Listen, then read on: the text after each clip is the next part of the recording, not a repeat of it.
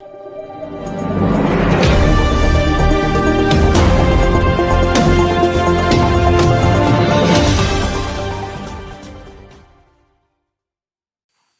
ጤና ይስጥልኝ። የተወደዳችሁና ተከበራችሁ ክብራትና ክብራን አድማጭ ተመልካቾች በያላችሁበት የዓለም ጥግ ሁሉ ሰላምታ ይድረሳችሁ። አድማጮቻችን፣ ተመልካቾቻችን ለዛሬ ረፋድ ይመጥናቸዋል ያልኳቸው ነጫጭር የአገር ቤት መረጃዎችንም አሰማቸዋለሁ። መልካም ሚዲያን ላይክ፣ ሼር፣ ሰብስክራይብ እያደረጋችሁ መረጃዎችንም እንድትከታተሉ በአክብሮት ጠይቃለሁ። ቀጥታ ወደ መረጃዎቹ ነው የማልፈው። መረጃን የሚያስቀድምላችሁ በአማራ ክልል በተለያዩ ቦታዎች ላይ ፋኖቹ ዘመቻ ጀምሯል። ሰሞኑን እንግዲህ የፌዴራል መንግስት የሰላም ምክክር ኮሚሽን ብሎ የተኩስ ማቆም የሚሉ ጉዳዮች ተነስቶ ነበር።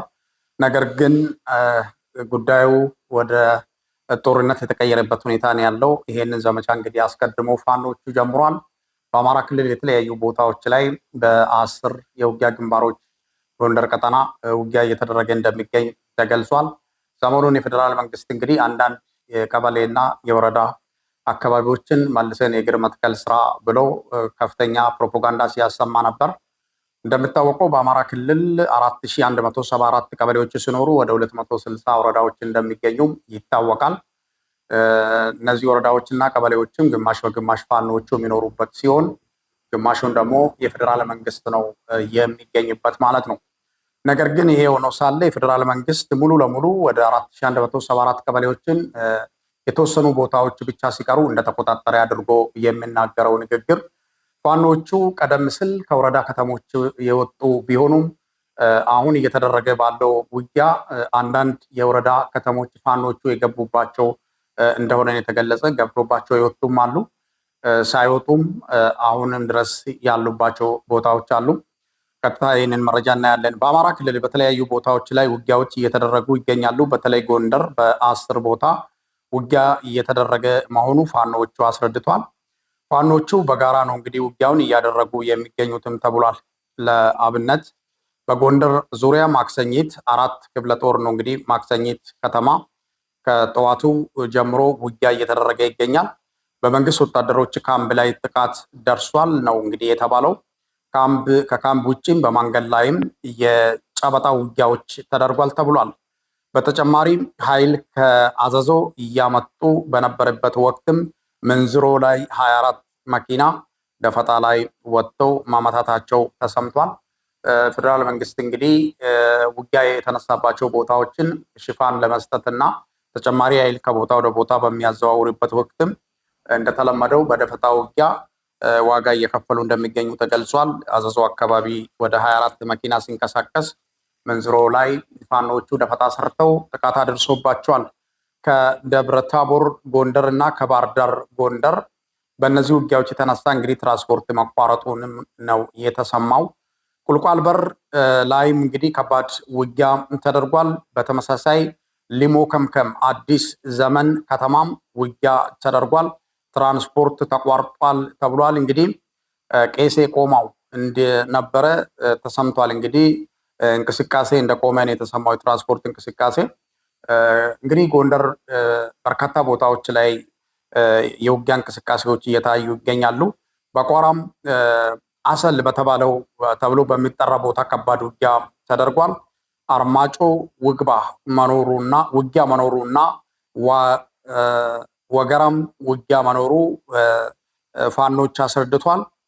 በቋራ አሰል በተደረገው ውጊያ 21 መከላከያ ወዳውኑ ወደ ፋኖ እየተቀላቀለ ሲሆን 15 የመንግስት ወታደሮች ሞቷል። ከፋኖም 3 ሰው ሞቷል ነው የተባለው። 20 የነፍስ ወከፍ መሳሪያ በፋኖ እጅ ገብቷል። ይሄንን ተከትለው እንግዲህ ያልሞተውን ሰው ፎቶ ለጥፈው ነበር ሞቷል ያሉት። ነገር ግን ያልሞተውን ሰው ነው ፎቶ የለጠፉት።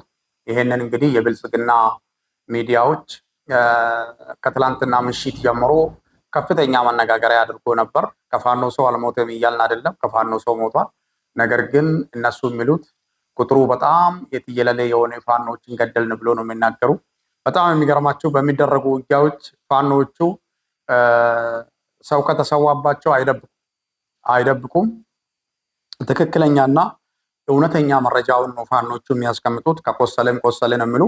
ከሞትም ሞቷል ብሎ ነው መረጃ የሚሰጡ። እነሱም ያደረሱትን በደልና ጉዳት በግልጽ ይናገራሉ ማለት ነው። ብልጽግና ግን በጣም በሚገርም ሁኔታ ውሸት የተቀላቀለበት ያልሞተውን ሰው ሞቷል ብሎ ፎቶ የለጠፉበትና ቁጥሩ የለለ የሆነ ፋኖን ገድያለሁ ብሎ ፕሮፓጋንዳ የሰሩበትም ሂደት መኖሩን ነው። እንግዲህ ፋኖቹ ይሄ ከእውነት የራቀ ውሸት ነው፣ 3 ሰው መስዋዕትነትን ከፍሏል፣ ሌሎች የቆሰሉ መኖራቸውንም ያስረዳበት ሁኔታ መኖሩን ነው የተሰማው። ደቡብ ጎንደር አንበሳሜ ከተማም በከተማው ቶክስ እንደነበረን የተገለጸው። ደቡብ ወሎ ኡርጌሳና መርሳ ወታደራዊ እንቅስቃሴ መኖሩ ተሰምቷል። ኡርጌሳ አካባቢ ጉሎ ወንዝ እንግዲህ ጋትራ ጊዮርጊስ ጎንፎ ጨፌ ከባድ መሳሪያ ድብደባ እንዳለ ተገልጿል። እዚህ አካባቢ እንግዲህ አገዛዙ በረጅም ርቀት ጀነራል መድፍ ከባድ መሳሪያ ድብደባ እያደረገ እንደሚገኝም ነው የተገለጸው። ሌላው በሐይቅ ከተማ ኮማንደር መሐመድ የተባለው የከተማ ፖሊስ አዛዥ ህዝብን ስብሰባ ጠርቶ የፋኖ ዓላማ የፖለቲካ ትግል አይደለም እያለ ከፋኖ ጋር ናችሁ ብሎ የባንክ ቤት ሰራተኞችን እያስፈራራቸው እንደሚገኝ ተገልጿል። አንዳንድ ግለሰቦች ከፋኖ ጋር ግንኙነት አላችሁ በመረጃ ደርሰንበታል እያለ የውር ድንብር ንግግር የማስፈራራት ስራ ህዝቡን እያስፈራራቸው እንደሚገኝ ነው የተገለጸው። ሌላው በስታይሽ ጋዞ ከተማ ውጊያ ሲደረግ ነበር ተብሏል። ፋኖ ዘልቀው ገብቶ ነው እንግዲህ ጥቃቱ የፈጸመው ነው የተባለው። ፋኖ 2 የቡድን መሳሪያዎችንም ወስዷል ተብሏል። እዚህ አካባቢም እንግዲህ ውጊያዎች እንደነበሩ የተገለጸበት ሁኔታ ነው ያለው። አማራ ክልል እንግዲህ በጣም በተለያዩ ቦታዎች ላይ ውጊያ ተደርጓል። ጎጃም ሰከላና አካባቢውም ትላንትና ውጊያ ሲደረግ ነው የዋለው። ዳጊ አወላ አካባቢ ነው እንግዲህ ውጊያው የተደረገ ተብሏል። ፋኖዎቹ የጋራ ዘመቻ እያደረጉ ይገኛሉ። በተመሳሳይ ነው እንግዲህ ውጊያዎች ሲደረጉ የነበሩ ስሉ ገልጿል። አድማጮቻችን፣ ተመልካቾቻችን እንግዲህ አማራ ክልል 2 ዓመት ሊደፍን ጥቂት ወራቶች ብቻ የቀሩት ጦርነት አሁንም ተጠናክሮ የቀጠለበት ሁኔታ ነው ያለው። የፋኖ ኃይሎቹ በተወሰነ መልኩ ጋፕ ብሎ ወደ አንዳንድ አካባቢዎች የመሰብሰብና የመውጣት ሂደት ታይቶ ነበር። ብልጽግና በስፋት ሰራዊት ወደ ቀበሌዎቹ የዘረጋበት ሁኔታ ነው ያለው። ይሄ ወደ ቀበሌዎቹ የተዘረጋው ሰራዊት እንግዲህ ፋኖቹ ቀበሌን አልፎ የወረዳ ከተሞችን ማጥቃት ሲጀምሩ ለደፈጣ ውጊያ ሰለባ ሆኗል ማለት ነው። አንደኛ ከዋናው ኃይል ጋር ሲገናኙ፣ ሁለተኛ ውጊያ የተነሳባቸው ቦታዎች ላይ ሽፋን ለመስጠት ሲንቀሳቀሱ፣ ሶስተኛ ሬሽን ለማቀበል እና ለመቀበል ግማሽ መንገድ ላይ መጥቶ ነው ሬሽን የሚቀባበሉት። ረጅም ርቀት አይጓዙም። ይሄም የደፈጣ ውጊያን ለማስቀረት የሆነ ጉዳይ ነው። ከአንድ አካባቢ ወደ ሌላ አካባቢ በረጅም ርቀት ሰራዊቱ አካባቢውን ስለማያውቅ ርቆ መሄድ እንደማይችል እና ከዛኛውም የሚመጣም ግማሽ መንገድ ይመጣል፣ ከዚህኛው የሚሄደውም ግማሽ መንገድ ይሄዳል። እንደዛም ሆኖ በደፈጣ እየተመቱ ይገኛሉ። ረጅም ቦታ እንዳይሄዱ እና መሰላቸትና የቦታ ስህተትም እንዳይፈጠር እያሉ በግማሽ መንገድ ነው እንግዲህ ሬሽን የሚቀባበሉት። በእንደዚህ አይነት ሁኔታዎችም ደፈጣ እያስተናገዱ ይገኛሉ ማለት ነው። እንግዲህ ወደ 3 ጊዜ የደፈጣ ጥቃት ይገጥማቸዋል ማለት ነው። ሽፋን ለመስጠት ሲሄዱ እንደገና ሬሽን ለመቀባበል በሚያደርጉበት ሂደት ነው እንግዲህ በርካቶቹ አሁን በስፋት ተበትኖ ነው ያሉ። ኃይል ተሰብስቦ አንድ አካባቢ ቢሆን የተወሰነ ጉዳት ነው የሚደርሰው። አሁን በስፋት ኃይል በበተንክበት ሰዓት ደግሞ አደጋውም የዛን አክል ነው ማለት ነው። ፋኖቹ በዚህ የውጊያ ስልት እየተጠቀሙ እንደሚገኙ ተገልጿል። በሀገራችን ኢትዮጵያ እንግዲህ ውጥረቶች ተጠናክሮ የቀጠሉበት ሁኔታ ነው ያለው። ድንበር አካባቢዎችም ደቡብ ሱዳን አካባቢም ውጊያ በጣም ተጣጥቦ ቀጥሏል። ምናልባት ይህ ውጊያ ወደ ኢትዮጵያ ድንበር አካባቢ ላይ ነው እየተደረገ ያለው። እዛ አካባቢ ላይ የሚኖረው ማህበረሰብ የከባድ መሳሪያ ሰለባ ሊሆኑ ይችላሉ የሚሉት በርካታ መላምቶች እንግዲህ መረጃ እያወጡ ይገኛሉ። ደቡብ ሱዳን እንግዲህ ሀገር ከሆነች ከሰነበተች እንግዲህ የመጀመሪያ ዙር ውጊያ ውስጥ ገብታለች።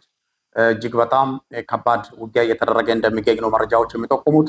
ዋናዋ ሱዳንም እንደዚሁ ካርቱምን ልቆጣጠር እገኛለሁ እያለች ትገኛለች።